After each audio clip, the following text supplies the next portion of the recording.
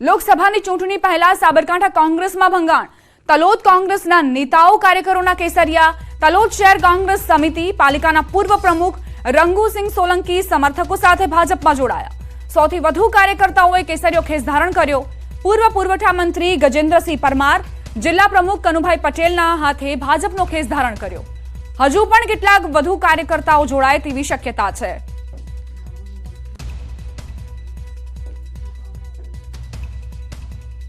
સુરતમાં ફરી એક વખત ગ્રીષ્માકાંડ જેવો બનાવ બનતા અટક્યો છે। લગ્નની ના પાડતા પ્રેમિકા પર પ્રેમીનો હુમલો। જહાંગીરપુરામાં પ્રેમિકા પર પ્રેમીએ જીવલેણ હુમલો કર્યો। દીકરીને બચાવવા જતા માતા પર પણ હુમલો થયો। છરીથી હુમલો થયો હોવાની જાણકારી છે। પોલીસે ફરિયાદના આધારે પ્રેમી પ્રતીક મનોજ પટેલની હત્યાના પ્રયાસના કેસમાં ધરપકડ કરી છે। તો લગ્નની ના પાડી પ્રેમિકાએ અને પ્રેમીનો પિત્તો ગયો અને તે પહોંચી ગયો પ્રેમિકાની હત્યા કરવા માટે। જોકે તેની માતાએ વચ્ચે પડીને પ્રેમિકાને બચાવી લીધી, યુવતીને બચાવી લીધી અને જે યુવક છે તે હવે પોલીસ સકંજામાં છે। ચાલુ ગાડીએ મને ગળા પર ચપ્પુ વડે મારવા ગયો। મારી ગાડીની સ્પીડ હોવાથી એ મને પહેલાં મારી ન શકી। પછી એણે ગાડી ફાસ્ટ ચલાવી, મારી ગાડીને લાત મારી, ત્યારે અમે નીચે પડી ગયા ને પછી એણે ચપ્પુ વડે મને ઘા કર્યા। ત્યારબાદ મારી માતા મારું રક્ષણ કરવા જતાં તેણે મારી માતા પર પણ જાન લેવા હુમલો કર્યો। દીકરીઓ ગાડી ભગાવતા અને ગાડીને લાત મારી ગાડી ફેંકી દીધી હતી અને અમે હજી સભાનો ઊભા થઈએ પહેલાં એણે મારી દીકરીને ઉપરાટા કરી દેવા માંડ્યા અને બચાવવા પ્રયત્ન કરતા એણે મને ચપ્પુ વડે મારા પર હુમલો કર્યો। ચાલુ ગાડી ગુજરાત સહિત સુરતમાં ચકચારી ગ્રીષ્મ હત્યાકાંડની ઘટનાનું પુનરાવર્તન સુરતમાં જોવા મળ્યું હતું। સુરતમાં પ્રતીક પટેલ નામનો યુવક 6 મહિના પહેલાં ઇન્સ્ટાગ્રામ પર એક યુવતીના સંપર્કમાં આવ્યો હતો। બંને વચ્ચે પ્રેમ સંબંધો બંધાયા હતા। જોકે યુવક અને યુવતી લગ્ન કરવા માંગતા હતા, પણ યુવતીના પરિવારના લગ્ન મંજૂર ન હોવાથી યુવતીએ પોતાના પ્રેમી યુવક સાથેના લગ્નની જે વાત હતી તેને ઠુકરાવી લગ્ન માટે ના પાડી પ્રેમ સંબંધો પર પૂર્ણવિરામ મૂક્યો હતો। પણ પ્રેમી યુવક પ્રતીકને આ બાબત મંજૂર ન હતી, જેને લઈને ગઈકાલે પ્રેમિકા પોતાના ભાઈ અને માતા સાથે મોપેડ પર જઈ રહી હતી ત્યારે અન્ય મોપેડ પર આવી લાત મારી આ મોપેડ પાડી નાખ્યું હતું અને યુવતી સાથે તેની માતા પર ચપ્પુ વડે જીવલેણ હુમલો કર્યો હતો। જોકે ઘટનાની જાણ થતાં જહાંગીરપુરા પોલીસે પ્રતીક નામના આરોપીની ધરપકડ કરી છે। એક તરફી પ્રેમમાં આ પાગલ યુવકે જે પ્રકારનું કૃત્ય કર્યું છે તેને લઈને પોલીસ એક સમય માટે દોડતી થઈ હતી। કહી શકાય કે પ્રેમમાં પાગલ બનેલા યુવકે ગ્રીષ્મ હત્યાકાંડ જેવી ઘટનાને અંજામ આપવાનો પ્રયાસ કર્યો હતો। હાલ યુવતી અને તેની માતા સારવાર હેઠળ હોસ્પિટલમાં છે। કેમેરામેન ભરત બ્રહ્મભટ્ટ સાથે કીર્તેશ પટેલ, ન્યૂઝ 18 ગુજરાતી, સુરત। શિક્ષણ જગતને શર્મસાર કરતો વધુ એક કિસ્સો સામે આવ્યો। આણંદના આંકલાવમાં શિક્ષકનું હેવાનિયત ભર્યું કૃત્ય સામે આવ્યું છે। આંકલાવ તાલુકામાં માધ્યમિક શાળાના શિક્ષકે 17 વર્ષની સગીરા સાથે દુષ્કર્મ આચર્યું હોવાની ઘટના પ્રકાશમાં આવી। શાળાના પીટી શિક્ષકે વિદ્યાર્થીનીને રમતગમતમાં આગળ વધવાની લાલચ આપી સગીરા સાથે 13 દિવસ સુધી દુષ્કર્મ આચર્યું। 13 દિવસ બાદ સગીરા ઘરે પરત ફરતા પરિવારજનોને જાણી તેણે આપવીતી જણાવી। સગીરાના પરિવારજનોએ શિક્ષક જયેન્દ્ર રાજ વિરુદ્ધ આંકલાવ પોલીસ મથકે ફરિયાદ નોંધાવી હતી, જેથી આંકલાવ પોલીસે આરોપી જયેન્દ્ર રાજની ધરપકડ કરી વધુ તપાસ હાથ ધરી।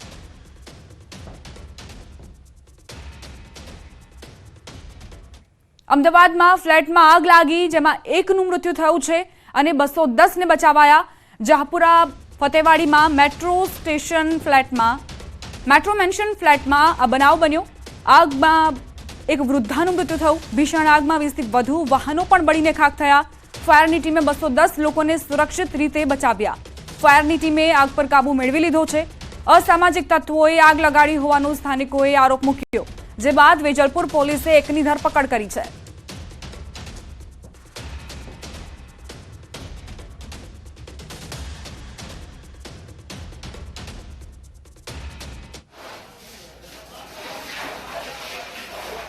કે અહીં આગ લાગવાને કારણે ઘણા બધા વાહનોનું નુકસાન થયું છે. આપ જોઈ રહ્યા છો અસંખ્ય ટુ વ્હીલર અને તેની સાથે રિક્ષાને જે પ્રકારે નુકસાન થયું છે તેના કારણે અહીંના લોકો છે ભયભીત થઈ ચૂક્યા છે. કેટલાક લોકો છે તેમની સાથે વાતચીત કરવાનો પ્રયત્ન કરીશું, કારણ કે જે પ્રકારે આગ લાગી તેને કારણે અનેક લોકોનો આક્ષેપ છે કે સ્થાનિક લોકોનો આક્ષેપ એ પ્રકારનો છે કે અસામાજિક તત્વ દ્વારા અહીં આતંક ફેલાવવામાં આવ્યો છે અને તેને કારણે આગ લાગી છે. હવે શોર્ટ સર્કિટને કારણે થઈ છે કે અસામાજિક તત્વોનો આતંક છે.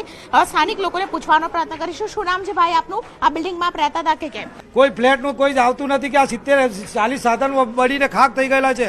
અમે પોલીસવાળા પોલીસ કેસ કર્યો, એફએસએલ રિપોર્ટ બી હજુ સુધી અમારે આવતી નથી કે અમને ઘૂસ અમારે ક્યાં જવું.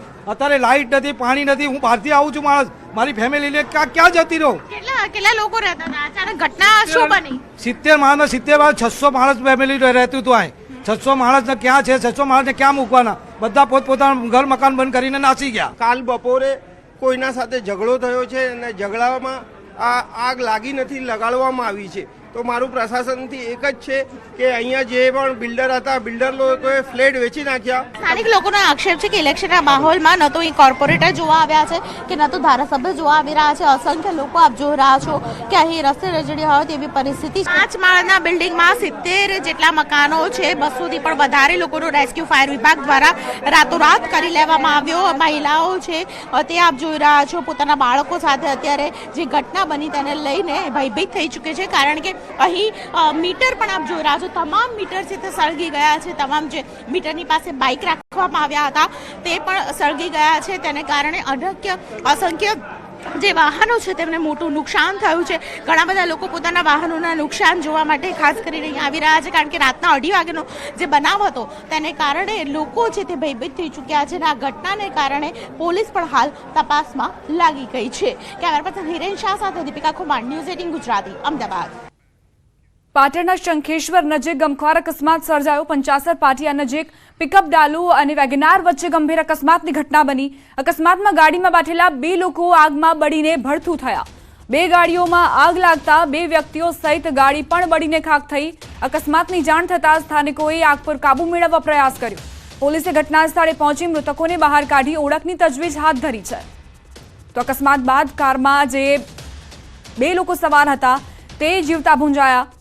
પાટણમાં અકસ્માતની ઘટના બની. કારમાં આગ લાગી અને તેમાં 2 લોકોના મૃત્યુ થયા છે. શંખેશ્વરના 55 પાટિયા નજીક આ ગમખ્વાર અકસ્માતની ઘટના બની. પિકઅપ ડાલુ અને વેગનાર કાર વચ્ચે અકસ્માત સર્જાયો. મહેસાણામાં પામોલ દૂધ મંડળી પર હોબાળાની ઘટના. દૂધ ઉત્પાદકોએ મંડળી પર હોબાળો કર્યો. સસ્પેન્ડ કરાયેલા કર્મીને ફરી નોકરીએ લેતા વિવાદ થયો. દૂધ ઉત્પાદકોએ મંડળી પર જઈને રજૂઆત કરી હતી. યોગ્ય જવાબ ન મળ્યાનો દૂધ ઉત્પાદકોએ આરોપ મૂક્યો. અગાઉ વધુ રૂપિયા લેનાર કર્મચારીને સસ્પેન્ડ કરાયો હતો, જે બાદ સસ્પેન્ડ કરાયેલા કર્મીને ફરી નોકરીએ લેતા વિવાદ સર્જાયો. વિજાપુર તાલુકાની પામોલ દૂધ મંડળીમાં વિવાદ સર્જાયો છે.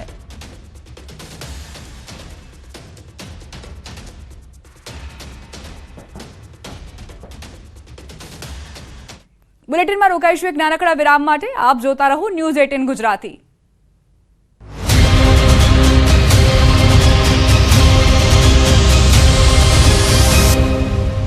सुना है आंटी मेरी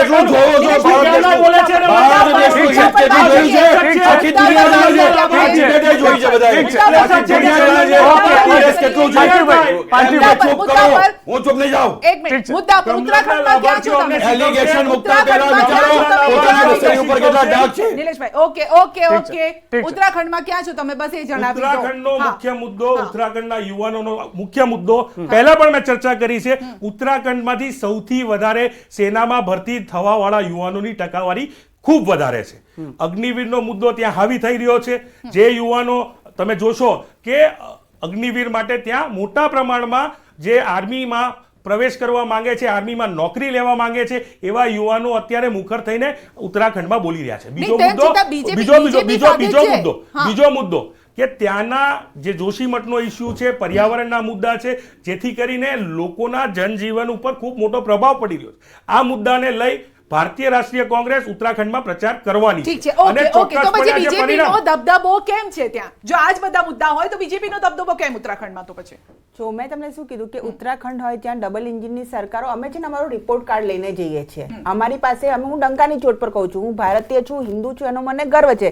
રામ મંદિરનું નિર્માણ કરવું એ અમારી સંકલ્પમાં હતું ને અમે એના ઉપર કામ કર્યું છે, પણ એની સાથે અંત્યોદય સુધી જવું એ મુદ્દા પર બી કામ કર્યું છે. અમે ભારતના અમારી પંચનિષ્ઠામાં સાંસ્કૃતિક રાષ્ટ્રવાદની સાથે વિજ્ઞાન બી છે અને અંત્યોદય સુધી જવાની ભાવના છે. તો અમારી પાસે બધા રિપોર્ટ કાર્ડ છે. અમે કોઈ ધ્રુવીકરણની રાજનીતિ નથી કરતા, અમે અપીઝમેન્ટ પોલિટિક્સ નથી કરતા કે ભાઈ પર્ટિક્યુલર. અને બીજી વસ્તુ સંધ્યાબેન, અમે એવું નથી કહેતા કે આ અમારી વોટ બેંક છે, કારણ કે લોકશાહીમાં કોઈ પણ કાસ્ટ, કમ્યુનિટી, ધર્મને પોતાની વોટ બેંક કહેવી ને એ જ આદર્શ લોકશાહીનું સૌથી મોટું અપમાન છે જે કોંગ્રેસ કરતી આવી છે. વંચિતો શોષિતોની રાજનીતિ, અપીઝમેન્ટની રાજનીતિ, એમના માટે ક્યારેય જનધન ખોલાવા નહીં, મુસ્લિમોને એ એજ્યુકેશન આપવું જ નહીં કે એ પોતાની વિચારોથી આગળ આવીને મેઇન સ્ટ્રીમમાં આવે. અમારા નેતાઓ, તમે નીતિન ગડકરીજીનું સાંભળો, તમે સાંભળો કે આદરણીય પ્રધાનમંત્રીજીએ કીધું છે કે એક હાથમાં કુરાન હોવી જોઈએ ને એક હાથમાં કોમ્પ્યુટર હોવું જોઈએ. નીતિન ગડકરીજીએ વાંચ્યું છે કે તમે કંઈ નાના નાના કામો કરવા માટે નથી ભણ્યા. શા માટે એ લોકો ડોક્ટર ના બની શકે, એન્જિનિયર ના બની શકે? એ હેમંત બિસ્વાએ પણ ચીફ મિનિસ્ટર તરીકે કહ્યું છે. એટલે મહેરબાની કરીને આ જે તુષ્ટિકરણની રાજનીતિ છે, વોટ બેંકની રાજનીતિ છે, અમે ક્યારેય કરી નથી. અમે અમારી વિચારધારામાં સ્પષ્ટ રહ્યા છે અને એની સાથે જ્યારે કોઈ પણ બોલે તો એ બીજેપીનો પ્રવક્તા ઘોષિત કરી દેવામાં આવ્યો છે. તમે એવું કહેવા માંગો કે જે જનાધાર જનાદેશ મળ્યો છે એ બીજેપીને મળ્યો છે, બધા બીજેપીના પ્રવક્તા છે. હા, આ મોદીજીનો પરિવાર છે, 140 કરોડનો પરિવાર છે. બિલકુલ. અને ઉત્તરાખંડમાં એક મિથ છે પાર્થિવભાઈ, કે જે રાજ્યમાં જેની સરકાર હોય ને લોકસભામાં નથી આવતી, પરંતુ એ મિથ બીજેપીએ તોડ્યું છે. હમણાં જે બીજેપીના પ્રવક્તા શ્રદ્ધાબેને વાત કરી, વંચિતો અને શોષિતોની વાત કરવી એમાં ગુનો શું છે? આ દેશમાં રાહુલ ગાંધી જનનાયક તરીકે વાત કરતા હોય કે આ દેશના 73% લોકો એવા છે કે જેમને હજી એમનું જે કહી શકાય અધિકારો હજી નથી મળી રહ્યા, એમને સુધી પહોંચાડવાની વાત છે, એમને સુધી સુવિધા પહોંચાડવાની વાત. આ ડાયરેક્ટ બેનિફિટની જે ડીબીટીની વાત કરે છે શ્રદ્ધાબેન, એનો ગૌરવ લે છે, પણ એ ભૂલવું ના જોઈએ કે યુપીએની સરકાર જે હતી, UPA 2, એને ડાયરેક્ટ બેનિફિટ પ્રોગ્રામ શરૂ કર્યા. એ શરૂઆત કરનાર મનમોહનસિંહજીની સરકાર હતી. બીજી વાત કરીએ કે હમણાં તમે જે મુદ્દાની વાત કરી કે 73%, એટલે 2011માં આપણો ઇકોનોમિક સોશિયલ સર્વે થયો હતો, 21માં થઈ જવો જોઈતો. ઇકોનોમિક અને સોશિયલ સર્વે થાય તો ખબર પડશે કે આ દેશના કેટલા ટકા લોકોને એમની આર્થિક પરિસ્થિતિ શું છે, એમની સામાજિક પરિસ્થિતિ શું છે અને એમની શૈક્ષણિક પરિસ્થિતિ શું છે. શું કામ આ સર્વેસ નથી થતા અને સર્વેસ શું કામ આટલા 10 વર્ષ ઉપરાંત આ બીજા 3 વર્ષ જતા રહ્યા? કદાચ 19માં અને 20માં આપણે એવું કહી શકાય કે કોરોનાનો કાળ હતો, પણ 21 પછી તો થઈ શકતું હતું, પણ નથી કરવામાં આવ્યું. એટલે જનગણનાની વાત હોય, જાતિગત જનગણનાની વાત હોય, અધિકારોની વાત હોય ને શોષિત પીડિત લોકો માટે કામ કરવાની વાત હોય, તેમાં વાંધો શું હોય? એને કે અપીઝમેન્ટ પોલિટિક્સ કહેવાય? 22 ઉદ્યોગપતિઓ પાસે દેશના 22 ઉદ્યોગપતિઓ પાસે આ દેશના 70% લોકો જેટલી ઇન્કમ છે. આ અસમાનતા આપણા સમાજમાં છે. એટલે બેઝિકલી આપણે આર્થિક અસમાનતા દૂર થાય, સામાજિક અસમાનતા દૂર થાય. આજે પણ વાત એ જ છે કે ક્યાંક હજી નથી પહોંચી રહ્યું ને, ક્યાંક ને ક્યાંક સરકાર નિષ્ફળ થઈ રહી છે. તો યુવાનોને 100% તો યુવાનોને રોડ ઉપર આવીને આંદોલન શું કામ કરવાની ફરજ પડે?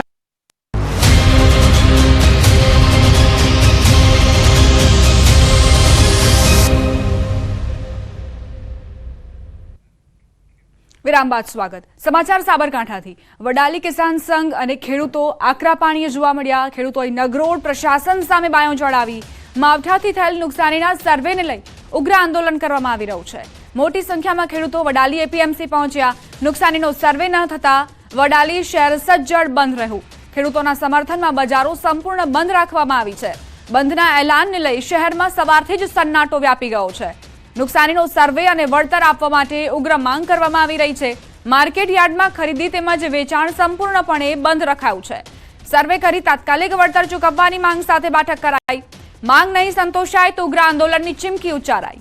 ખેડૂતોએ કહ્યું, આગામી સમયમાં નુકસાનીનું વળતર નહીં ચૂકવાય તો ઉગ્ર આંદોલન થશે.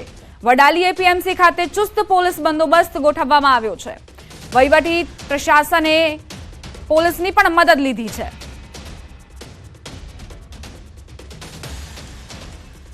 તો એક તરફ જે ખેડૂતો નુકસાની વેઠવી રહ્યા હતા અને તેમની માંગ હતી કે સર્વે કરવામાં આવે, વળતર ચૂકવવામાં આવે, એ સર્વે ન થયો અને જેના કારણે ખેડૂતો હવે આકરા પાણીએ થયા છે અને તેમણે આંદોલન કરવાનું નક્કી કરી લીધું છે.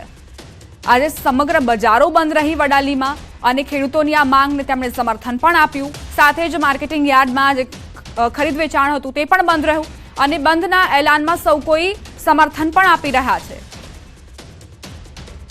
અમારી સાથે અમારા સંવાદદાતા ઈશાન પરમાર જોડાઈ ગયા છે વધુ જાણકારી સાથે. ઈશાન, ખેડૂતોએ હવે નિર્ણય લઈ લીધો છે પ્રશાસન સામે બાયો ચડાવવાનો, શું વધુ જાણકારી? વડાલી ખાતે જે કમોસમી વરસાદ અને કરા સાથે વરસાદ વરસ્યો હતો જેના કારણે ખેડૂતોને ભારે નુકસાન થયું હતું અને જે પાકનું વળતર મળે તે માટે ખેડૂતો છેલ્લા કેટલા દિવસથી વિરોધ પ્રદર્શન કરી રહ્યા છે. અલગ અલગ જગ્યાએ આવેદનપત્ર પણ આપ્યા છે, પરંતુ કોઈ યોગ્ય નિર્ણય નહીં લેવા અત્યારે હાલ તો ખેડૂતોએ વડાલી બંધ પાડી છે. સમગ્ર વડાલી શહેર પોલીસ છાવણીમાં ફેરવાઈ ગઈ છે અને જ્યાં સુધી સર્વે નહીં કરવામાં આવે, યોગ્ય વળતર નહીં આપવામાં આવે ત્યાં સુધી દિવસે દિવસે અલગ પ્રકારના વિરોધ કાર્યક્રમ પણ યોજાઈ રહ્યા છે. જી આભાર ઈશાન જાણકારી આપવા માટે. તો માવઠાથી થયેલ નુકસાનીના સર્વેને લઈને આ ઉગ્ર આંદોલન છેડાયું છે અને મોટા પ્રમાણમાં ખેડૂતોએ અહીં પહોંચીને પોતાની રજૂઆત કરી છે. સાથે જ તેમણે એ પણ કહ્યું કે જો પ્રશાસન અમારી માંગ નહીં સંતોષે તો હજુ પણ વધુ મોટા પાયે આંદોલન કરાશે.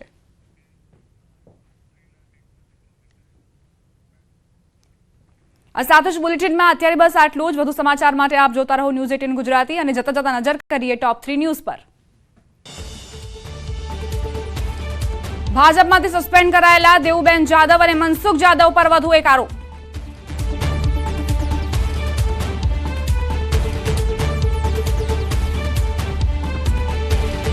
અમિત શાહનો ઝંઝાવાતી પ્રચાર. અમદાવાદના સુભાષ ચોકના હનુમાન મંદિરે દર્શન કરી પ્રચારના શ્રી ગણેશ કર્યા.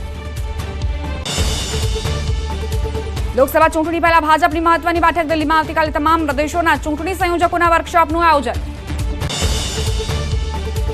સાબરકાંઠા કોંગ્રેસમાં ભંગાણ. તલોદ કોંગ્રેસના નેતાઓ સહિત 100થી વધુ કાર્યકર્તાઓના કેસરિયા.